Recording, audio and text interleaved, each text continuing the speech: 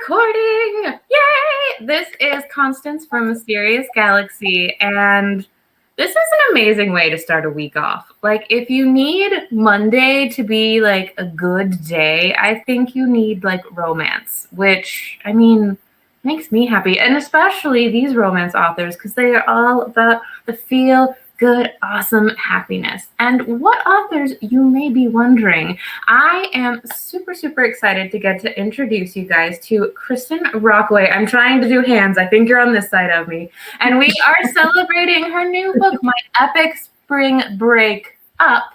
And she is going to be in conversation with Suzanne Park. Now, I am really excited. Both of these authors have many books under their names, all of which highly recommend.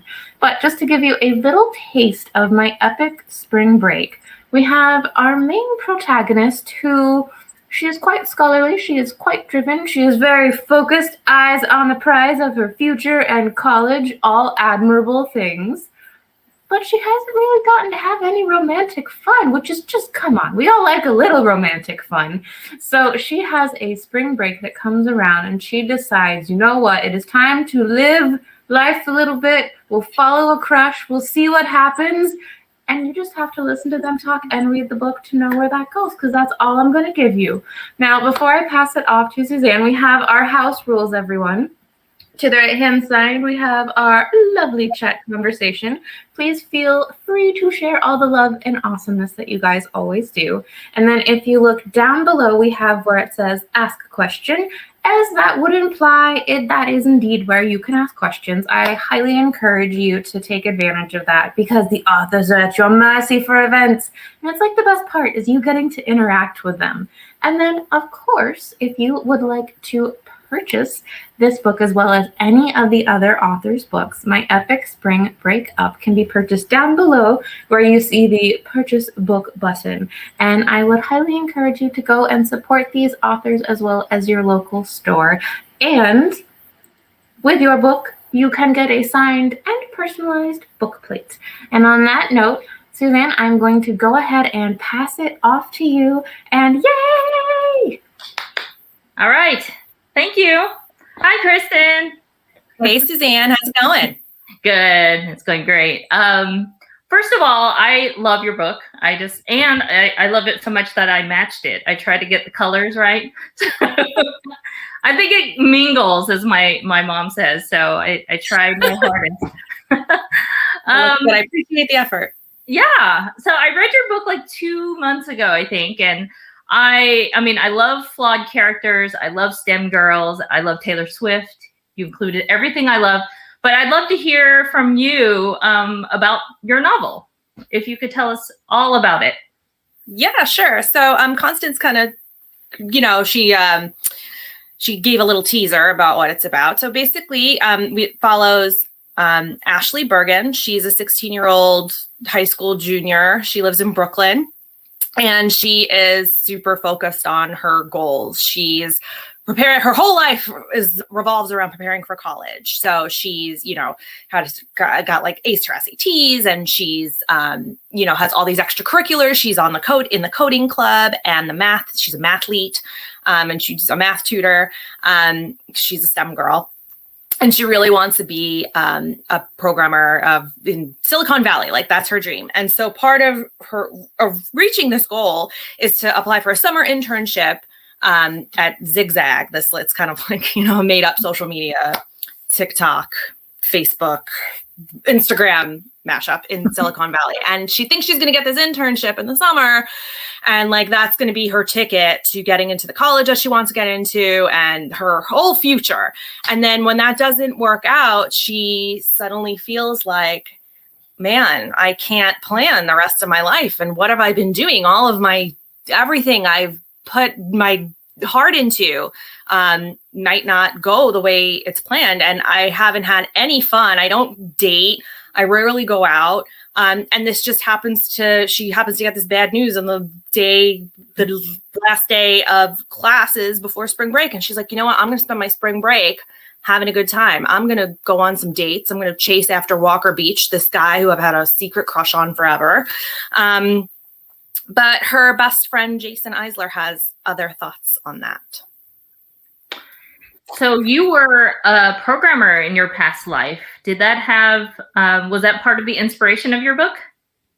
Yes, it was. I was a software developer for 15 years. And actually in high school, I wasn't on the coding club because I'm kind of old and they didn't really have a coding club. It was like they had one, but it was like super small. Like now, the school that I went to, which is actually this Edward R. Murrow High School in Brooklyn, New York, it's the school that I used it in the book. And they actually have a women in STEM club like in the school now, which is amazing because, you know, I totally would have been into that. But anyway, I was a mathlete. We didn't call ourselves mathletes. I was on the math team. But then, you know, I was also in the literary magazine and newspaper and stuff like that too. But anyway, so then I made computer science in college. And I think part of the reason why I wanted to write a young, you know, a teenage girl who's coding is because it wasn't something that I was exposed to when I was a teenager. I mean, it happens more now, but I feel like we're still underrepresented. So I wanted to really put that out there and give rep to my teenage coders, girls. So in high school, and as far as STEM goes, were you more S, T, E, or M? Okay, wait. So I was all about math because when I went to college, I was originally a math major. I thought I was going to be like an actuary or something, like without really understanding what an actuary did. And then like I was studying for the first you have to take like 10 actuarial exams or something like that. And then I was studying for the first one. I was like, oh God, I don't know if I want to take all these exams. Yeah. And then, you know, the math got like more like esoteric and abstract. And I was like, I don't really want to take partial differential equations. So I wound up taking a computer science class, just like an intro to computer programming class to count toward my math major, because you could take two of them because they're so, you know, similar. Mm-hmm. And I wound up like really falling in love with programming. So I wound up my junior year switching to computer science and taking because that's late to switch a major. So my last 2 years of college were just all computer science classes. So it was definitely, so it was, then I made a switch to the T. Gotcha. Switch to the T. So as far as your book goes, if you were asked to pitch your book, like you're in the elevator and you have like 5 seconds, and you have, let's say, like 5 words or fewer to describe your book, what would they be? Oh, I'm terrible at elevator pitches. Okay, so I want to say that it's girls who code, but it's not just about coding because there's a lot of fun that happens. So I would say girls who code having fun. Yeah. I would say would you buy that realistic book? Girl coders, Taylor Swift. I don't know if it goes together, but that's what I think of when I think of your book. So I wanted to do something a little bit different with you today. I saw this actually done in an event that I had that was a ton of fun. It was a romance event, and it was truth or lie. And in this, I will ask you a question and you either make up an answer or tell the truth. And I have to guess. And also the audience has to guess whether it's a truth or lie. So I just now wrote truth or lie, liar, truth. So these will be my cards, but I'm going to ask you some questions, kind of generic ones. And then you'll have to tell me whatever you think of when I ask you the question, and we will see how that goes. So, okay. So the first, I think I got it. Is tell us a time that you broke curfew. And it could be like high school, or if you were an adult and you came back to home and you had another curfew as an adult. It could be any time span. Well, this is YA, so I don't think we want to talk about any of my adult curfew breaking. That's true. Yes. PG-13. When I was a teenager, I never broke a curfew. All right. Anybody watching? I'm going to say lie. Liar. Truth. Okay. Truth? Truth. Yes, truth. Oh my God. Mom, who I was terrified of. Like I was super terrified of my mom. Did you ever get close? Did you ever do like, oh my God, I have 5 minutes, and you're like, you know, I don't want to say speeding because you're not supposed to do that, everybody, but you know, were you ever down to the wire in like 10 seconds? Not really, because I lived in Brooklyn and I didn't drive. Like, you have to be 17 to drive in New York City, and I did not. I was like kind of on the youngish side, and anyway, like, I didn't have a car. Like, it just wasn't life. So I always had to be dependent on either public transportation or like getting someone else's parents to give me a ride, or like every once in a while there was like an older kid who would drive me home. But like, I was so terrified of that. My mom, you know what I mean? My mom, she was a strict single mom. And I was like, woo, I better not there's no way I'm breaking this curfew because she'll destroy me. Yeah. So I always left enough time. I think that has spilled over into my adulthood too. Gotcha. Well, I'm surprised. I thought you were a little bit of a rule breaker, but maybe as a teenager, not so much. Okay. That's why I didn't want to talk about my adult, because once I graduated, you're like, that's a whole different thing. Yeah. Okay. This one you can kind of choose. It's the best or worst present you've ever gotten. So while you think of your answer, I will tell you that a truth of mine was I got pajamas for my husband. Kind of like his romantic gift was pajamas, and they were like long johns, but they were silk. And they're red and they needed hand washing. So like, it was like running the water pink and also just needed to be hand dry. I was just like, it was too much work. So that was, I don't want to say worse, but it was like low. So for you. Was this a birthday present or like a Christmas present or something like a long time ago? But I remember thinking this was probably not well thought through, but I appreciated the sentiment. So for you, best or worst present you've ever received? Okay. The worst present I ever received was, what was the worst present I ever received? You can make it up too. Oh, that's true. Okay. You're too honest. I'm great at these off the cuff games. The worst present I ever received was, I got, I don't know. I feel like I'm taking too long now and you're just going to be like, why? Okay. Why? I don't know. All right. If anybody in the comments wants to say their best or worst present. Okay. I'm going to give you another one. And this might be a little easier. Okay. Best or worst date. Okay. Again, you can make it up. You probably, this might be a little easier for you. Yeah. So many to choose from. Right, exactly. All right. So that one. Okay, the worst date I ever went on was a guy who we went out to like lunch or something, and we got some pasta dish. I got a pasta dish, like a lasagna, and I was like, "Oh, do you want to He was like, "Oh, you want to try?" Like, we were trying each other's dishes. I was like, "Oh, you want some of mine?" And he was like, "Oh no, I'm lactose intolerant." And I was like, "Okay, are we gonna go home later to like?" I don't know. It was just a weird. Grabbing He just said no. It was a first date, and you could have just said no. No, thank you. But like, we already jumped to like the GI issues. Wait, like what age range was this? Is this like just at? I was still in college, so it was like I don't know. It was clearly a truth. Mm-hmm. Yeah. Okay, that was a truth. I'm Truth. You gotta get better at lying here. I'm bad at lying. I'm a terrible liar, Suzanne. I know. Okay, worst job you've ever had.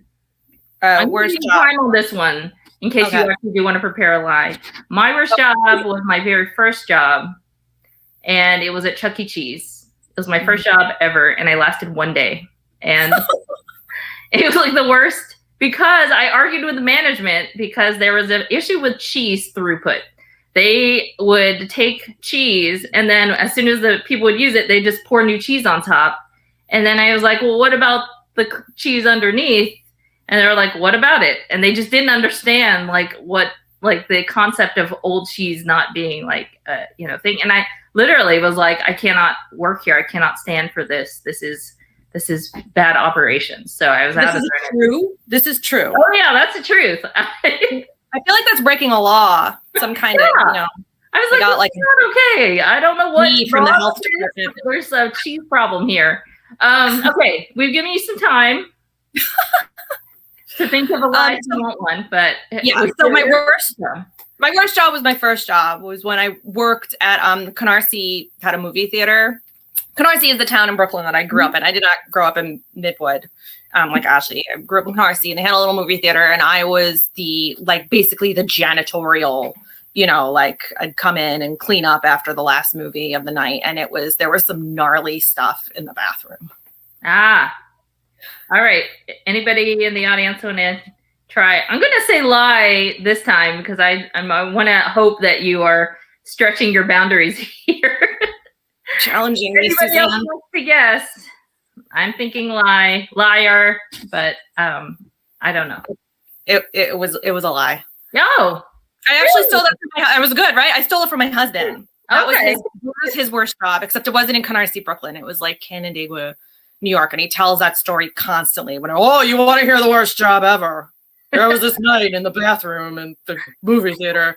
And my brother, he was working there with his brother. And he was like, my brother gave me an extra like $5. He's like, go clean the bathroom. I was like, yeah, man, $5. And he goes in there and he's like, oh, God. So, Okay, that does sound terrible. That was a good lie, though. You did that one pretty well. Okay, let's see. Not too many more. A time. Okay, this one could go either one. I'll let you choose. A time that your parents were totally right, or your mom or dad were totally right, and you were totally wrong, or a time that you were totally right and your mom was totally wrong. You can pick that one. For me, I'll stall here so you can have some time. A time that my mom was right, or my parents were right, and I was wrong, was my mom said that you could cure Sars with kimchi, and I thought she was just lying to me. And then I Google it, and sure enough, there's scientific evidence that says kimchi can help with Sars. So I am completely shocked by this. So I now can't make fun of them for stuff like that. Isn't that the most bizarre thing? That's real? That's real. If you Google it, it's like actually scientifically proven that SARS, kimchi can help with the SARS virus. So weird. And as again, I still sometimes Google it occasionally to see if like it's been debunked. But you have to like search Snopes for that. Yeah, I mean, I know. I might have to like go back and just confirm, unless my Googling has been bad. But now for you, let's hear. Okay, I'm gonna go with my grandmother because my grandmother kind of raised me from my teenagers older, and we got into a lot of back and forth arguments. So she would always say that I was too stubborn to learn certain things, like I didn't have any patience, which if you know me, I'm not a patient person. I'm a terribly impatient person, she's right about that. But she said that I did not have the patience to learn knitting. And I proved her wrong. And now I can knit like super intricate lace shawls. And I just finished actually making myself a sweater, and I'm making my dog a sweater now. That's convincing. I'm going to say truth. That is true. It is true? It is true, yes. And then we'll have to ask you about your knitting results. I don't know if you have any near you. But. Oh, I don't. I should have brought some in, but yeah, I do. I'm a knitter. Okay, and then I'll let you choose on the last question. You can choose between your most embarrassing crush or the most famous person you've met. The most famous person I've met is... You're like, no. I'm trying to think of like who I have met so that I can, whether it's a lie or not. I met Prince William. Mm-hmm. Huh. I'm gonna say lie. That feels grandiose. That is a lie. That was I was shooting for the moon there with like Venus, like royalty. Yeah, that would be cool to meet him. But yeah, I'd rather meet Prince Harry. What's that? I'd rather meet Prince Harry. Yeah, that's true. You might. I mean, Southern California. Who knows? You never know. They have like a chicken rescue or something. Did you watch the Oprah special? Yes, I did. Yes, that's so funny. And I kept trying to figure out where they have all the space to do all that, right? Because it's like, they look like they had quite a bit of farm life around them. So I was like, where are you in LA? But who knows? Maybe royalty gets special land lots in. Well, they said they're right down the road from Oprah, so I imagine that they're in a pretty shishi area. Yeah, that'll be a whole other virtual event where we can talk about where do we think all these people live and how much virtual tour of right. The star. Can you guess their acreage? All right, we will. That concludes our game. Thank you for playing. I was very excited to come up with these questions. I was like, oh, I don't even know if you've met who you've met that's famous. Who have you met? Like, who was top of mind when you thought of like famous people? I haven't really met any. That's what I was trying to think. Like, have I met anybody good? But I haven't really met any super famous people. Who's your favorite author that you've met? You probably met Meg Cabot. Oh my gosh. I met her during an RWA Avon signing. And like, I had some other meeting. And so I had to show up to the signing late. And by then all her books were gone. And she was like, oh my gosh, I'm so sorry. I just gave away my last book. I'm like, I don't even care. I don't even have the book. I just want to let you know that you're the reason that I write. And she was so gracious to my like blubbering. That was like, I was so shocked meeting Meg Cabot. I think I would react the same. Who's author you've ever met? I have long stories of people because I used to live in Tennessee and Nashville. So I just had random encounters with country music people. Not all good ones, but I just so I think today they'd be considered famous and all that. But it's just, and then here, a long time ago, my first job in LA was as an intern at a production studio. And I got to work the green room. And I got to walk celebrities from the green room, from the lobby to the green room, and have to make idle chit chat. So so I met the most infamous was Jerry Springer. Oh wow! But I met all these people, like just good because it was a political show, so it brought in anybody and everyone from Snoop Dogg all the way to like whatever. I didn't get to greet him, but I did get to see some other people, so that was pretty neat. But so it was kind of like artificial in that like I have met people only because the job was like super specific. It counts as meeting them. It does count, yes. Oh, we have a nice comment from Rachel Rosen saying you are the reason why she started writing. Aw, she loves all your books. Oh, thank you, Rachel. That's so nice. Okay. All right. I have a few more questions though. Let's see. So, maybe to Rachel's comment, do you have any advice for aspiring novelists or people who are just working on their first book? Yeah. I mean, this is going to sound like real trite, but like write all the time, right?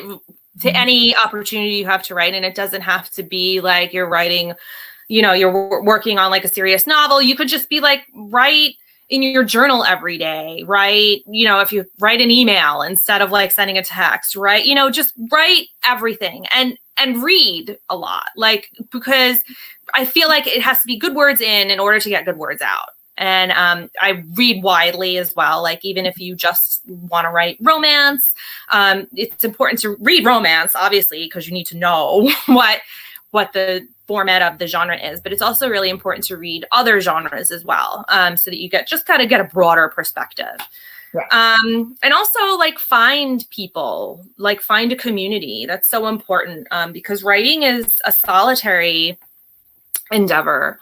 And it's also really difficult. I mean, there's from before you get published, from when you're just trying to finish your first novel to now, I'm like 4 books published and I have a 5th coming out and later this year. And it's still a challenge. And what makes it really bearable is having that writing community and having friends like you, to talk to and, to work things through and, read snippets of stuff if you ever need it. So those are like my big 3 things, read a lot, write a lot, and find your people. That's great. I agree with all of that. And I have two more questions. So what's next for you? You mentioned you have a book coming out this year. So let's hear a little bit about that. And then also what else you're working on. Yeah, sure. So my Epic Spring Makeup is my first YA, which was super fun to write. Actually, it's probably the most fun I've ever had writing a book, to be honest with you. But I'm swinging back to adult to the end of this year, September 1st. Here, I actually have a copy of it behind me. This is the arc. My screen is backwards, isn't it? Anyway, it's Life Unscheduled.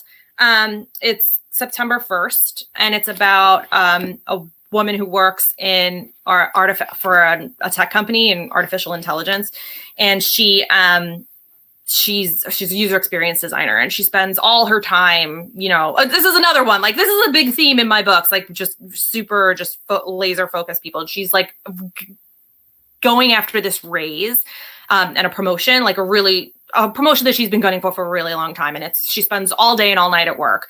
And then her best friend announces that she's getting married and wants her to be her maid of honor.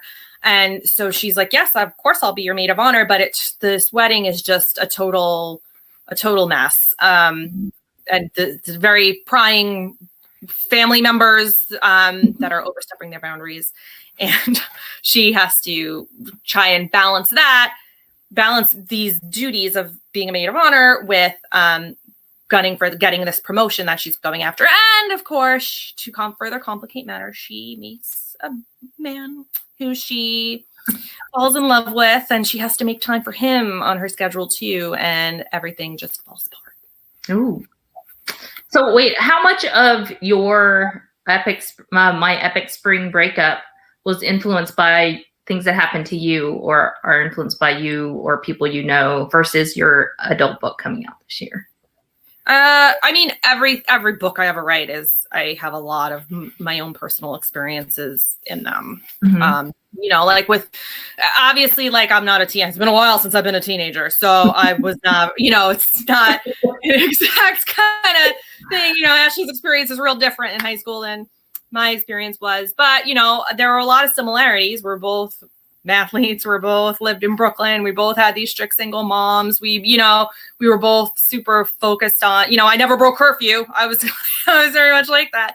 So, and then with the same thing with Life Unscheduled, I mean, I think this is kind of a lot of people have been struggling this, particularly during the pandemic, of balancing your work life and your personal life and getting that kind of balance of your emotional needs versus your how do you do this to avoid burnout? Like, so that's basically what that book's about, which I've been going through a lot now. And I know a lot of people have been going through that. Yeah, that's true. This is just a reminder for anybody in the audience. If you have any questions, feel free to add them to the Ask a Question area on the screen. We'll get to those in a few seconds. So last question for me before we get to the audience questions is, do you have any books that you recommend or authors that you recommend? Yeah. So what'd you say? And what are you reading? Oh, right now I'm reading, we're actually reading this like literary fiction. It's kind of a novella called Convenience Store Woman. I forget the author's name, but it's translated from Japanese, and it's really good, but it's very bizarre. It's like, this is what I mean by read widely. Like I read, like, this is not the kind of book I'd ever write. And it's a little, I don't know, it's good, but it's just, it's deep, but if you want something a little bit lighter, which is what I really prefer to read, in terms of adult, I recently read Sally Thorne's new book called First Impressions, and it was amazing, like really, really good. That's coming out soon. Is it already out or coming out soon? I think it's coming out in a couple of weeks. Actually, yeah. I have it back here. I should know. It says it on there. Oh, maybe I don't. Oh yeah, here it is. It's coming out on the 21st. Okay, so soon. Mm-hmm. Yeah. So yeah, I read that. And then for YA, I really loved I Love You So Mochi by Sarah Kuhn. And I know she has another one coming out in a few weeks. I think that's From Little Tokyo with Love. Yeah, so I'm super excited about reading that one. But I really loved her last book. And what's another book that I'm just looking back at my... So, what I loved was The Perfect Escape by Suzanne Park. Read that book? YA novel, as well as her adult debut, Loathed at First Sight. Loved this book. Also about women in STEM. Yes, that's right. But you have a couple of books coming out this year too, don't you? Yes. It's been a busy year for both of us. We've been messaging quite frequently about our schedules this year. So that book, Sunny Song, is this the right shoulder? I mean, I can everything backwards. Like, am I in the right span, the spatial? You got it. Okay.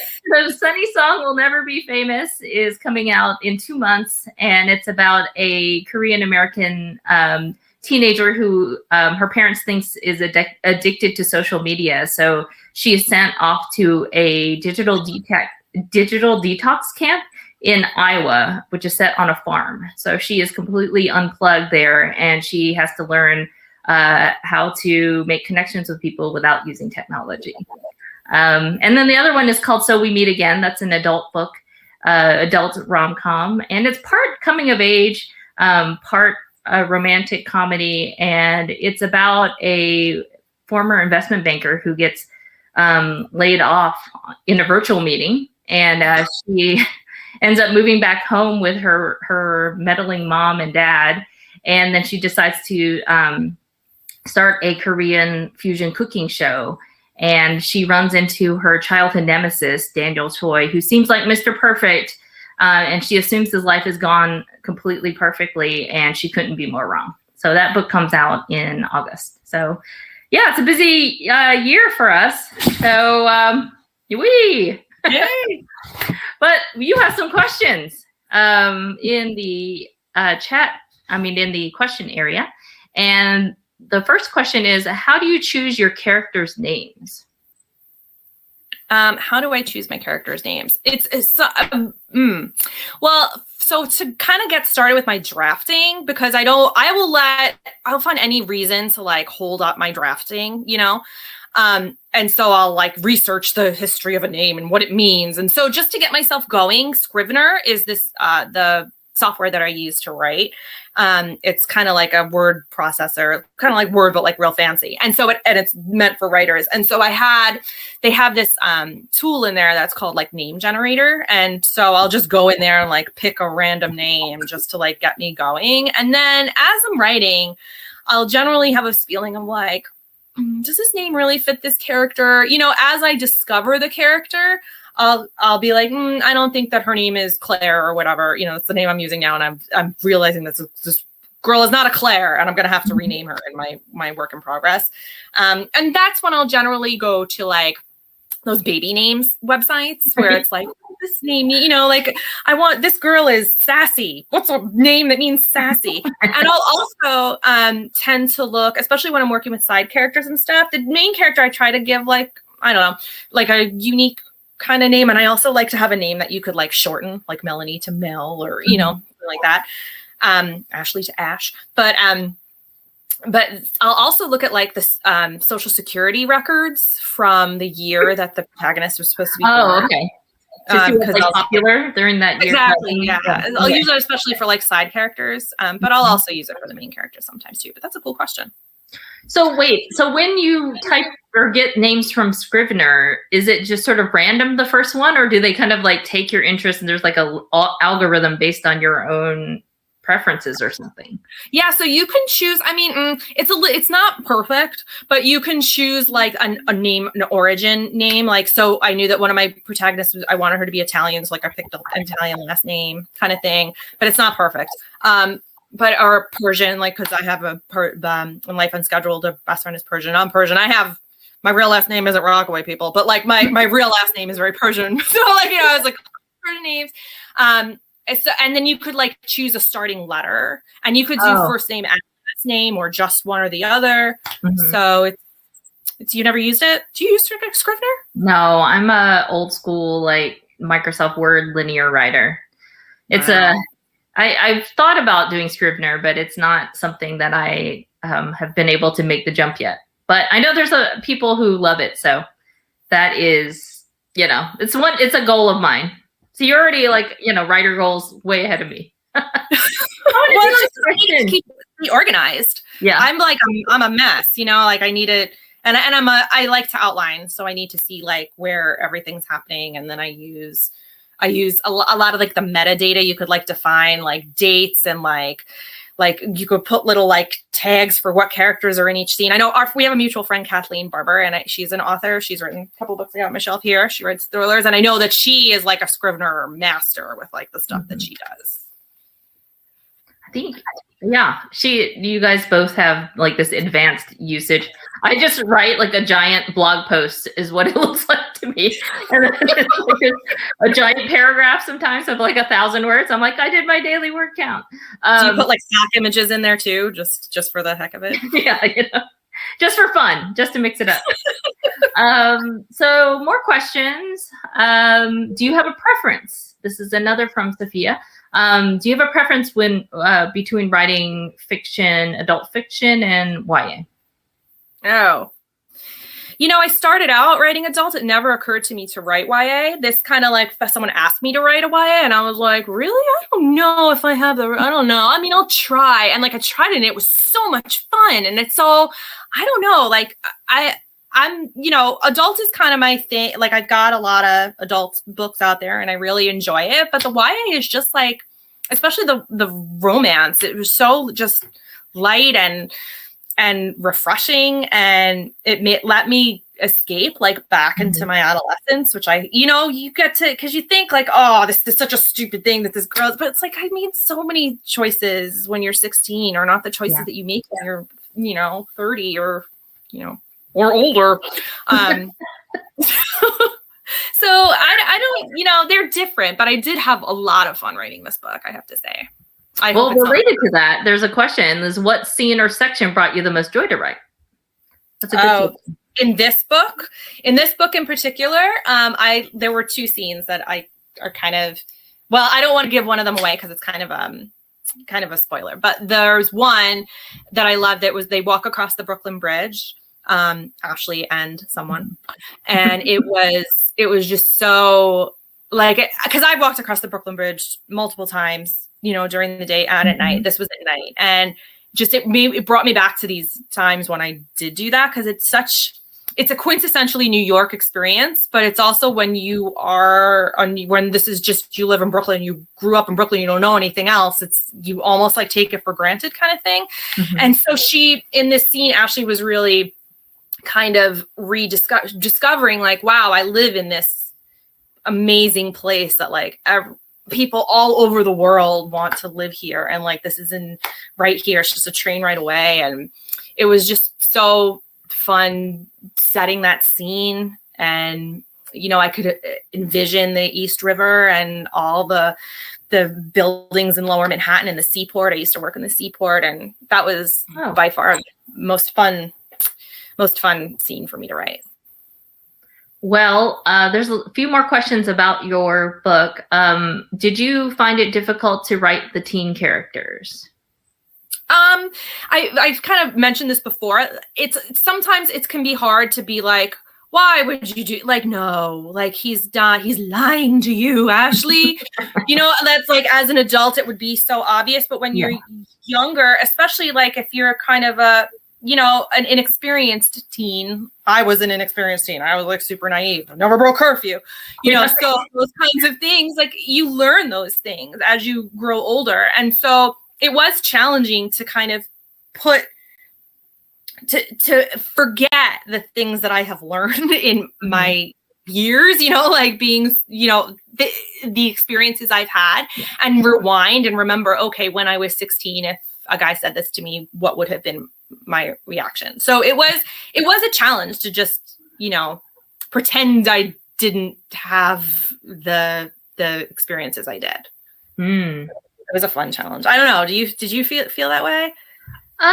Yes and no. Like I think the hardest part is trying to remember life contexts at a certain age. And I think what helped for me at least is that my nieces are in high school.